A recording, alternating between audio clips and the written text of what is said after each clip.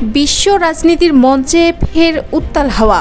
ইরানের ৩টি অত্যন্ত সুরক্ষিত পারমাণবিক স্থাপনায় যুক্তরাষ্ট্র সফল বিমান হামলা চালিয়েছে বলে ঘোষণা দিয়েছেন মার্কিন প্রেসিডেন্ট ডোনাল্ড ট্রাম্প। আঘাতপ্রাপ্ত স্থাপনাগুলো হলো ফোর্দো, নাতানজ ও ইস্পাহান। রোববার ব্রিটিশ সংবাদ মাধ্যম বিবিসি এই তথ্য নিশ্চিত করে। ট্রাম্প বলেন, আমরা ইরানে সফলভাবে আঘাত এনেছি, সব বিমান নিরাপদে ফিরে এসেছে। বিশ্বের আর কোনো সামরিক বাহিনী এটি করতে পারত না। এখন শান্তির সময়। ট্রুথ সোশ্যালে দেওয়া পোস্টে তিনি জানান, এই অভিযানে সম্পূর্ণ প্যালট ব্যবহার করা হয়েছে, যা ফোর্দোকে ধ্বংস করে দিয়েছে বলে দাবি করেন তিনি।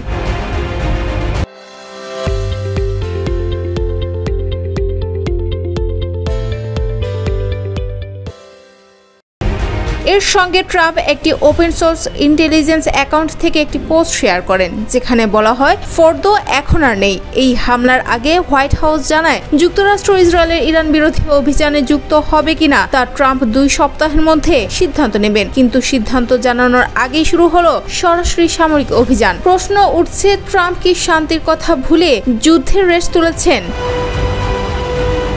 যুক্তরাষ্ট্রের এই হামলায় ইরানও চুপ নেই। দেশটির পররাষ্ট্রমন্ত্রী আব্বাস আরাকচি এই হামলাকে আন্তর্জাতিক আইনের লঙ্ঘন আখ্যা দিয়ে বলেন, জাতিসংঘ সনদ ও এনটিপির চুক্তির আইন লঙ্ঘন হয়েছে। আমাদের সার্বভৌমত্ব, জনগণ এবং স্বার্থ রক্ষায় ইরানের সব ধরনের জবাবদিহির অধিকার রয়েছে।